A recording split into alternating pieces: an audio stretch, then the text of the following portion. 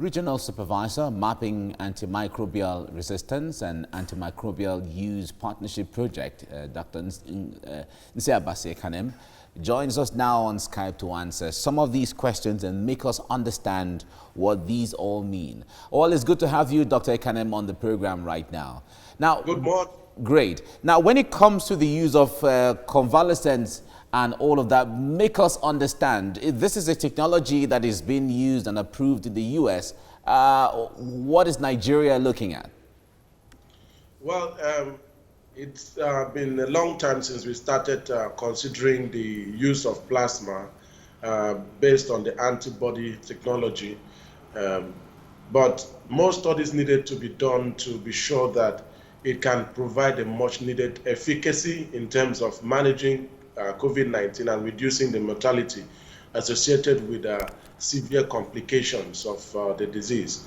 In the US and of course in the UK, it was tested and it was found to be quite effective, and now it's used in the US. But for Nigeria, I won't say that we might not exactly need that for now, because most Nigerians already have developed what we call monoclonal antibodies, which are somewhat similar to the ones available in the plasma of people who have been infected. The Lagos State government a few months ago also thought in that same direction, and I believe that with time we would also go that way. But it's about the mortality rate. When the mortality rate is so high, then one could consider that for Nigeria, the mortality rate is still something we can... But do we have to wait till we have that number of mortality rate before we begin to make these considerations? Because a lot of Nigerians are concerned. The cost involved in developing that technology is really on the high side, I must tell you categorically. So I think what we are doing right now is working to an extent. The therapy we are using for most of our patients at the isolation center, most of our critical patients, seem to really be working. You can look at the variance between the mortality and, of course, the number of infection and also the number that has been discharged. So I don't think we are pushed enough for now, based on what is on ground, to go into this technology. And besides, plasma technology is a very expensive one. All right. Now, talking about the plasma, you were saying that Nigeria may not need that right now. Yes. I wonder what could be the reason why. Because if you check the predictions earlier on, the WHO, even the Bill and Melinda Gates Foundation and other international organizations were saying that it could be worse. The coronavirus could be worse in sub-Saharan Africa.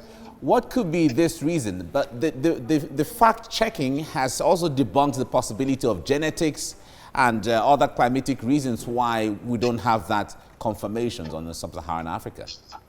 Okay, well, the real truth about it is that, for Africans, it still boils down to some of the studies that were done earlier on. For Africans, we have developed a lot of these monoclonal antibodies. And we believe that this is based on our previous exposure to malaria. Now, if you look at some of the studies that have been done on the Lancet, you see that people who have been exposed to anti-malaria and have been treated with chloroquine in the past have developed monoclonal antibodies. It is these antibodies that is basically helping to reduce the mortality when it comes to COVID-19, SARS-CoV-2 infection.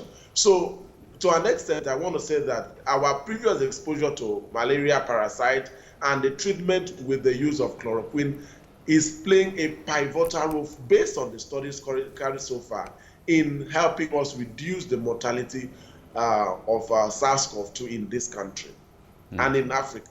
Now, talk to us, help us better understand how safe and effective this plasma treatment is with regards to COVID-19. Plasma treatment is quite safe, but it's not a cure. The truth is, it only helps to reduce, the mortality associated with the disease by ensuring that it stimulates the production of other T cells, what we call the antibodies. It helps to ensure that the patient who is down with COVID-19 would recover faster than it ought to be, and especially for those who have underlying diseases, it will help to ensure that the rate of mortality in these patients are significantly reduced. But it is not a cure, and of course it is very, very safe and effective. All right. Now, it is said that the presence of malaria in sub-Saharan Africa, where chloroquine has been used over the years, is a blessing in disguise now, if you have to pitch it against COVID-19. But the point is, we have done everything that can be done right now. The numbers are still going up. What more can government do, the NCDC, in order to ensure that the numbers are kept down, especially now that we don't have any known vaccine or cure yet? What we should do at this time is to talk again to Nigerians. If you go around Nigeria right now, you'll be surprised at what you'll see. Working as a project supervisor for the MAP project in Nigeria, a UK-funded project, I work with teams that are always in the hospital. I make sure that my team members are always on full PPE. Sometimes when you go to this hospital, you'll be shocked to see that even some health workers are not on their PPEs, not because it's not available, but because some of them still believe that it is not that deadly, it is not such a scare for people. Because probably the symptoms are becoming milder, and people feel that we know much about the disease now, so we don't need to be scared about it.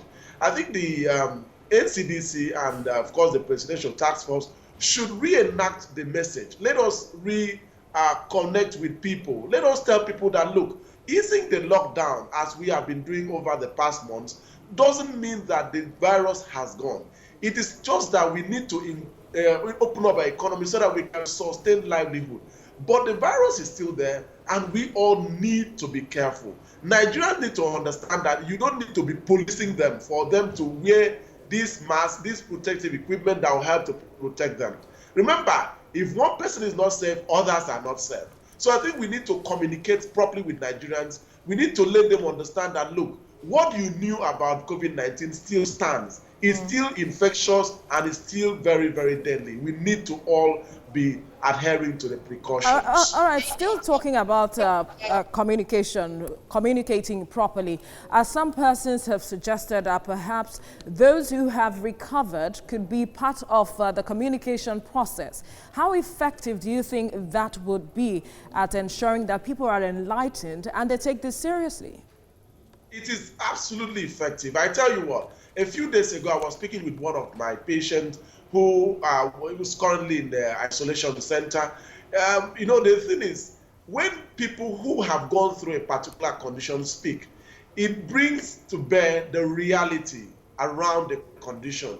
So you don't see that just one story is told by an idiot, but rather it is a reality that is on ground. So I think at this point, we need to bring those people who have probably been infected before and have recovered, let them share their experience with us. I remember I think about a month back when Governor Igbe Ashu recovered from COVID-19.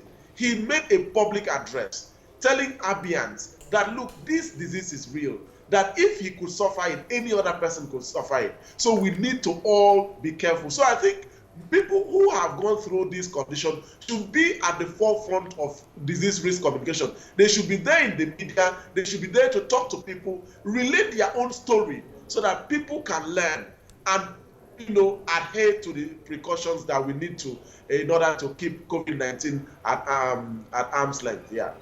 All right, Dr. Nsai Bassey Ekanem, thank you so much for speaking with us. Thank you.